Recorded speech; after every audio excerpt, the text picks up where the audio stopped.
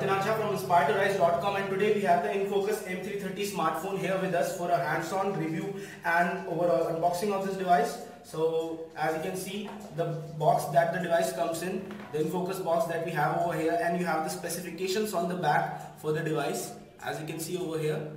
And now let's just unbox this device and show you what's inside the package. Inside the package we have the smartphone, which comes with a small lamination on the top that we can remove easily.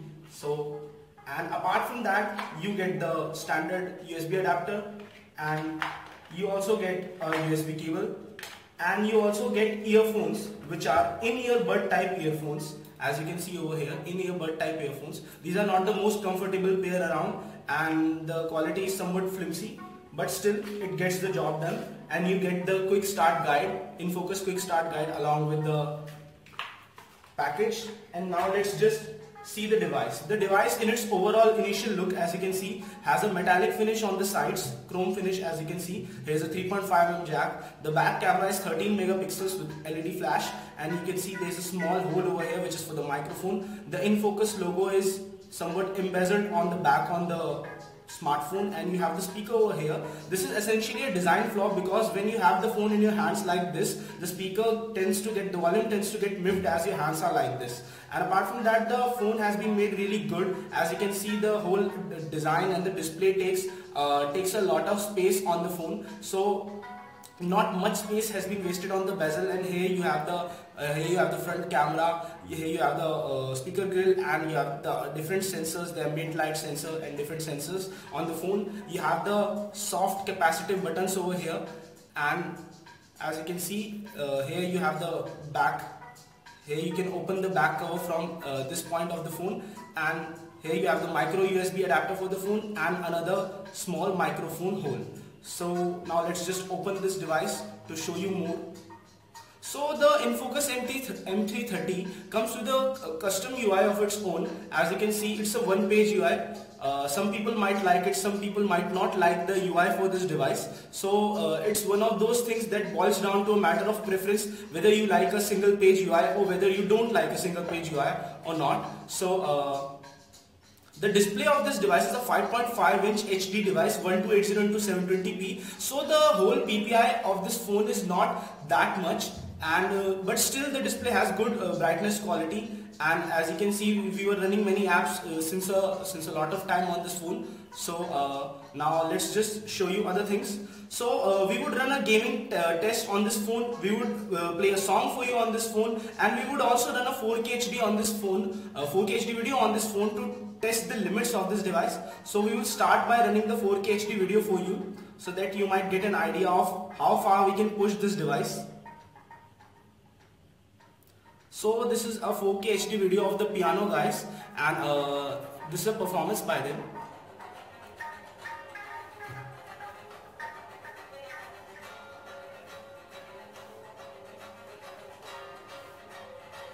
So as you can see, there are some dropped frames in this whole overall video, and the volume just went. So as you can see, even with the software codec that is running the whole video, the device can't push to the maximum level, because 4K HD video is really heavy. So but still it is able to play this video up to this point without too much lag. So you would give that score to that device.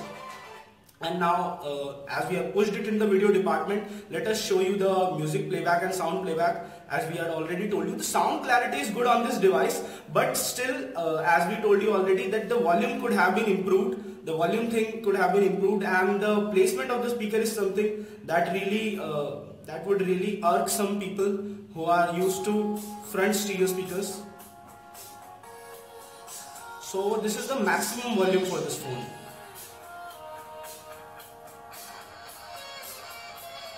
And if I just use my hand like this,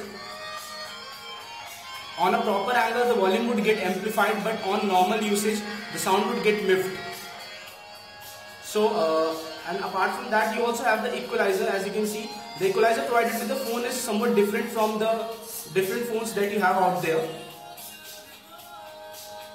So actually it's one of those base equalizers, and you can set a reverb on this.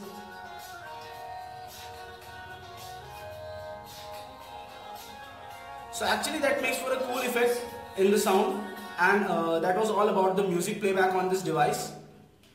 Now let's just show you some other things on the device.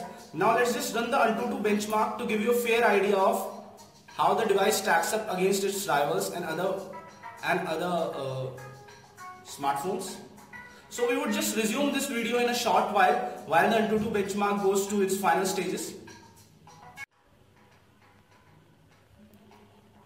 So actually the graphic test of the Antutu benchmark is running right now, and the test has reached up to 76%. And now let's just show you the other things. Apart from that, the good thing about this phone is that it has a front camera of 8 megapixels and a back camera of 13 megapixels. And that's one of the cool things about the smartphone. And the smartphone has a 0.3 second focus. And the smartphone has a really good focus, and as you can see, right now the frames per second that are going below 17.1, 16.7, everything, it's really clear, and there is no visible sign of lag till now at this point. And this scene has been rendered beautifully around an FPS of 22.4. Anything below 15 or 16 frames per second can be perceived by our eyes as lag. So that has not come till now, and the test has been complete up to 100. Just below the LG G3 in terms of performance. So that's actually a pretty good score. It's above the HTC One. It has a benchmark score of 31,579. So that's a really good score for a phone which retails for a price of 10,000 rupees only. So in terms of that, the phone really scored well. And that was all for the Antutu benchmark. Now we would run some real world game to give you a better idea of how gaming on this device is. So this is the Asphalt 8 Airborne, one of the pretty graphic intensive heavy games. So this would give you a fair idea of how games run on this device.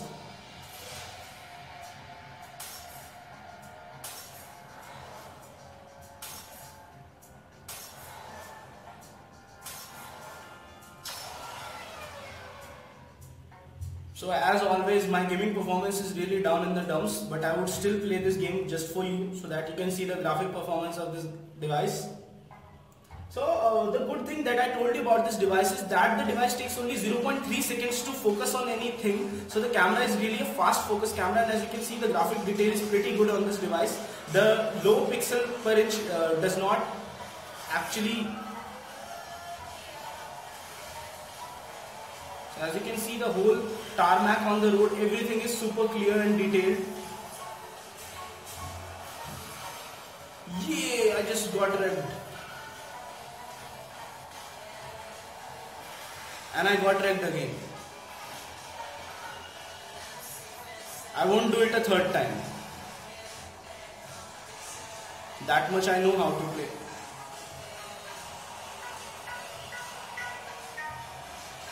So as you can see, there are no visible signs of lag, and any lag whatsoever is caused because of my dismal gaming performance on this device.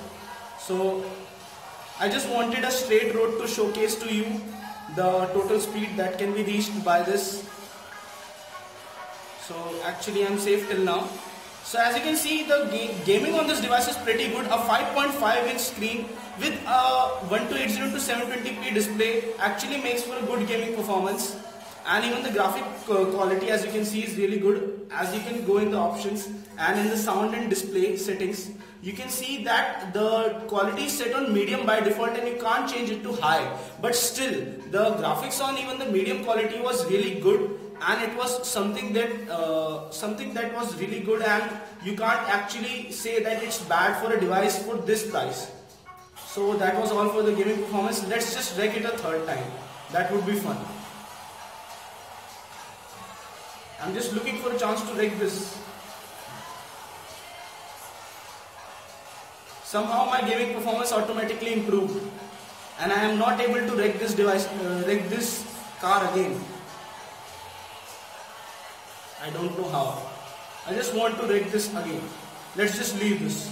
I guess the gaming gods are really generous on me today. So that was all about the gaming performance for this device. And as you can see, the whole UI thing is really good in case you are a fan of the MI UI or the iOS single page layout UI. but for those people who miss their app drawers, this can be a really troublesome thing. Now let's just see what's under the hood in terms of software. So the device comes with Android 4.4.2 KitKat, and as you can see, kernel version here, and the user experience program allows you to send data regarding your device usage to the company. And gesture and motion, you can use 1+1 like gesture features, double click, slide up, slide down, and you can select what feature do you want for a specific gesture that you make on the screen while it's off. So as you can see, slide left, slide right, arrow up, arrow right, all of these. So as you can see, double click, slide up, slide down. So I would make it light the screen. Double click does light the screen. So now let's just show you whether it works or not. So just double click, lit up the screen. So you can define what you want for the different features that you have over there in the gesture waker, and it would be more than cool enough to allow you to do different things with that. Gesture in motion, gesture operate, you can turn over to reject call, volume quiet and pick up that call, also shake to next song. So these are really good feature packed in a smartphone of this price range, and it makes for an overall great smartphone experience. The display in itself is really good, and the phone does feel really nice in hand. Although it's a 5.5-inch display, but still it's not that big as to not reach to the top of the device. So I guess that's also because of the fact that I have pretty big thumbs. So as you can see, you have a clear motion thing over here, video fluency enhancer that comes. These are all small software changes and enhancements that make for an overall great smartphone experience, and Infocus has done them really great. We would just run another game for you to give you a detailed idea about the graphics performance on this device.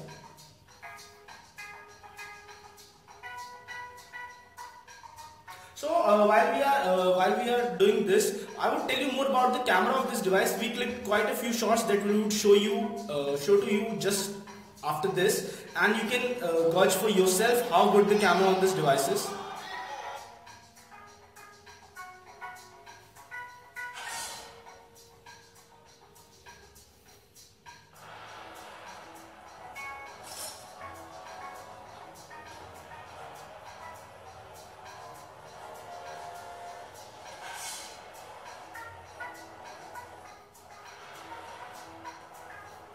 So actually I don't want to access the store.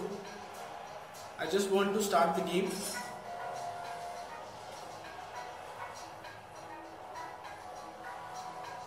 So I bought a sword, and I guess it's okay for this. And now let's just start the game already. And I just want to fight. So we will just fight. So as you can see, the graphic details, everything is really great, and it really feels great. And now the fight has begun. So that would be more than good. So I got killed.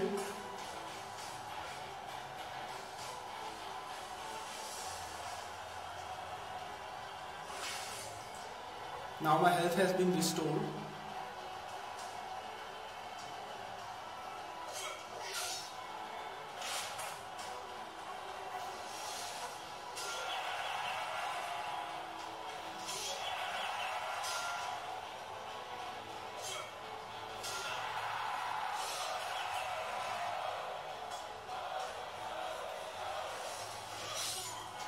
So I actually got pretty good hits, but as you can see, so the gaming, as you can see, there are no visible lags.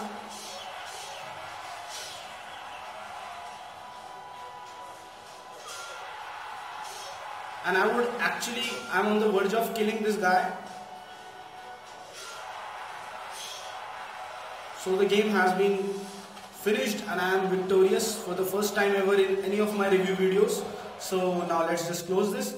And as you could see, and as we were talking about the camera of this device, so we ran different tests with the Google camera app and with the default camera app. With the default camera app, you get many of the features like smile to click your selfie and other things like that. But with the Google camera, you get better color reproduction. So at the end of the day, it's all your choice what you really want to do. And now we would just show you one of the pictures that we took. So this is one of the selfies that we took. We just smiled into the camera and the photo was clicked. The front camera is an 8 megapixel camera, and as you can see, the details are really clear over here. This is the picture taken from the back 13 megapixel camera. This is actually a moth that was sitting on my wall, and so at night time I captured the photograph of this moth with HDR turned on. So as you can see, the overall clarity and detail of the moth is really great and visible here. You can see the eyes over here. You can see the overall texture of the moth over here.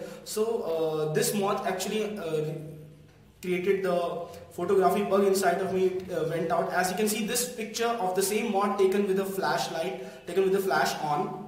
And so this is a picture of my wall, which I always take to give you a decent idea about the focus of the camera. So the focus was set on this Nirvana photograph, but still Jimi Hendrix came out pretty clear, Metallica came out pretty clear, the Steve Jobs quote came out clear, Daft Punk is somewhat clear, Kurt Cobain picture is somewhat clear, Linkin Park is though not that clear, the clock on the wall is clear. So that gives a decent fair idea about the 13 megapixel camera.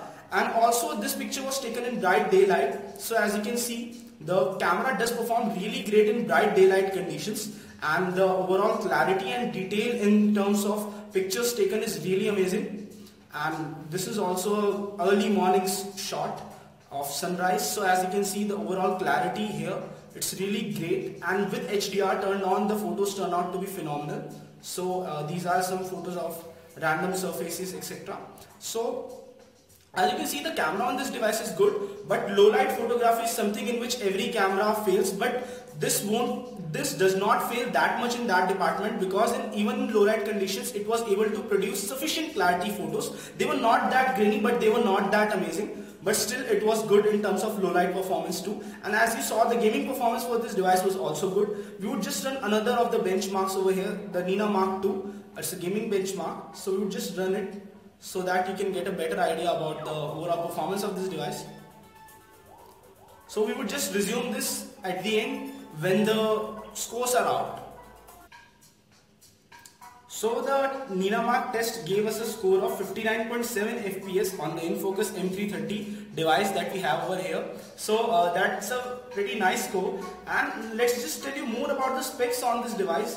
The device comes with a 1.7 GHz octa-core MediaTek MT6592 CPU and 2 GB of RAM. Apart from that, it comes with a 64 GB internal storage on some models and 16 GB storage in some models, and you get a 3100 mAh battery for this device. So the 3100 mAh battery really does last a long time, and you also, as you can see, 4 days, 9 hours, 57 minutes, 13 seconds on battery. And the last time we charged was this, and the device has been on standby, and we use Wi-Fi and some other things meanwhile, and still the battery is really great till now. It held up really great. So it's one of the good things, and you also get the internal power saver, which limits the CPU performance, use low brightness, and periodic wake up. So these are all of the small things that make for a overall great battery experience for the device, and it helps in actually increasing and prolonging the battery life of this phone. And these are all of the great features about this phone. And apart from that, the 16 GB variant that we have over here. Now let's just open the back of this phone to show you what's behind the back of this phone. So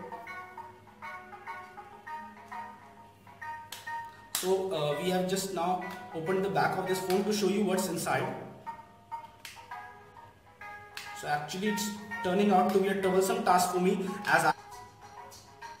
so we have now just opened the device from the back, and you have a dual SIM, regular SIM slot over here, and you also get a micro SD support for the device, up to 64 GB of expandable storage. And as you can see, the 3100 mAh battery, it's really large in size and on the back. And so this was all on the back of the smartphone, and this is the speaker over here. Now we just put this up back where it belongs. So the overall build and quality of this device does really feel great in the hand. It does not feel like the other Chinese smartphones, many other Chinese smartphones that don't feel premium in hand. It does feel good in hand, though the chrome on the sides could have been a lot better. It feels somewhat flimsy, but still the overall look, feel and performance of this device is really great.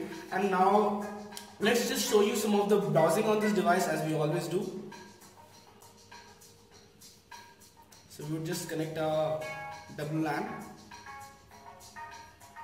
So we are connected to Wi-Fi, and we would just show you our website as we always do.